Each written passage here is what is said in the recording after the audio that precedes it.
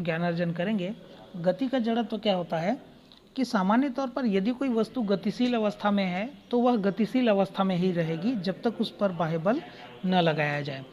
तो अब क्रिया को हम उल्टा कर देते हैं। मान लेते हैं एक बस में व्यक्ति बैठा हुआ है और बस में बैठा हुआ व्यक्ति और बस जो है वो चल रही है। अब बस चल रही है और बस के अचानक रुकने से जो व्यक्ति होता है वो आगे की ओर गिर जाता है। क्यों? तो हम ये कहते हैं कि बस गतिशील है, बस में बैठा हुआ व्यक्ति, उसका शरीर भी बस के साथ क्या है, गतिशील है। अब जब बस अचानक से रुकता है तो बस के साथ जो सीट लगी हुई है उस सीट पर जो व्यक्ति बैठा है वो भी रुक जाता है, उसका कमर का निचला हिस्सा रुक जाता है, किंतु कमर का ऊपरी हिस्सा अभी भी गतिशील रहना चाहता है, क्योंकि बाह्य बल के अभाव में वह अपने आप को रोक नहीं पाता है और आगे ही जाना चाहता है। इस कारण से व्यक्ति जो है वह सामने की ओर गिर जाता है। हमने देखा होगा कि जैसे बस से या ट्रेन से कोई व्यक्ति अचानक बस धीरे हुई और जब वो कूदता है तो वो गिर जाता है। तो कारण क्या है कि जब बस से व्यक्ति उतरता है, चलती हुई बस से व्यक्ति उतरता है तो उसका शरीर जो है इस दिशा में विराम नहीं हो पाता है, वो शरीर जो है वो आगे चलना ही चाहता है इस कारण से। और जबकि व्यक्ति जो है वो कूदने के कारण नीचे उतर चुका होता है तो इस कारण से वो गिर जाता है। लंबी कूद का खिलाड़ी और जो है पहले कूदने से पहले वो थोड़ी दूर दौड़ता है, जैसे उसको यहाँ से ऐसा करके कूदना है तो वो यहाँ से दौड़कर आता है। तो क्या होता है, उसको जो है जब वो गतिशील अवस्था में होता है तो गति के जड़त्व के कारण वो गतिशील अवस्था में आता है और उसको यहाँ से लंबी कूद में और जो है बहुत आसानी होती है। तो इस कारण से जो व्यक्ति होता है वह दूर से दौड़कर आता है। तो इस प्रकार गति का जड़त्व, जैसे घोड़े पर बैठा हुआ व्यक्ति भी जब अचानक से हमारा घोड़ा रुकता है तो घुड़सवार जो है वो आगे की ओर गिर जाता है।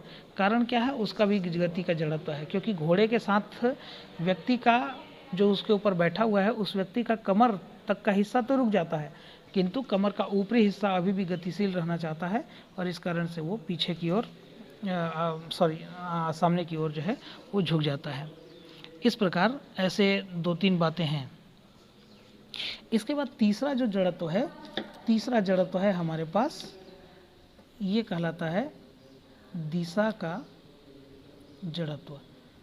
दिशा का जड़त्व क्या होता है, किसी वस्तु का वह गुण जिसके कारण वह स्वतः अपनी दिशा परिवर्तन करने में सक्षम नहीं होता है।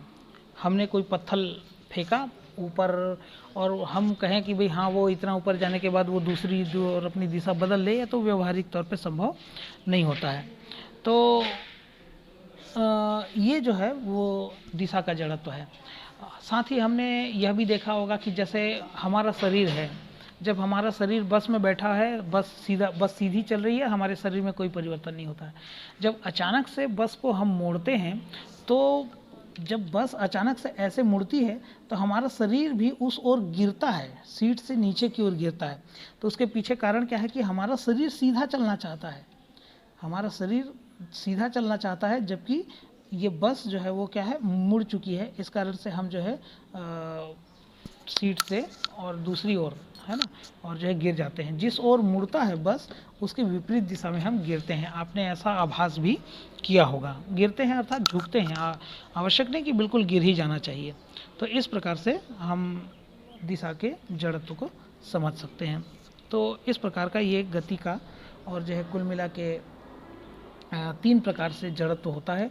एक है विराम का जड़त्व, एक है गति का जड़त्व और एक है दिशा का जड़त्व। ये तीनों जड़त्व जो है वह इम्पॉर्टेंट है। यहाँ पर बहुत छोटे छोटे प्रश्न जो है इससे संबंधित पूछे जा सकते हैं, जिसका उदाहरण मैंने आपको यहाँ पर बताया है।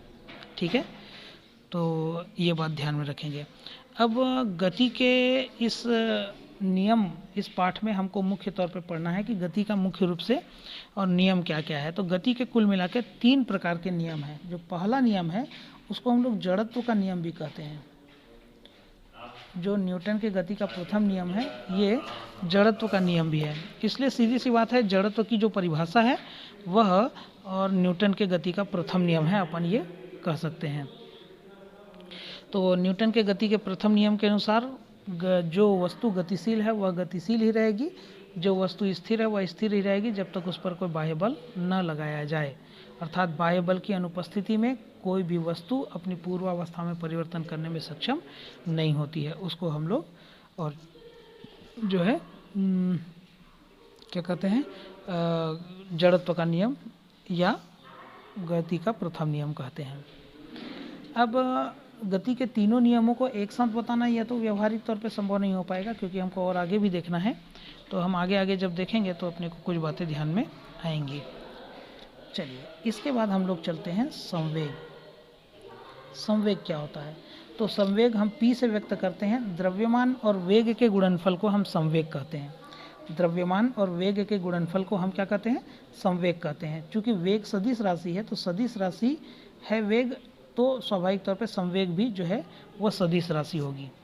द्रव्यमान का मात्रक हो गया किलोग्राम और वेग का मात्रक हो गया मीटर प्रति सेकंड, इसलिए संवेग का जो मात्रक होगा वो होगा किलोग्राम मीटर प्रति सेकंड।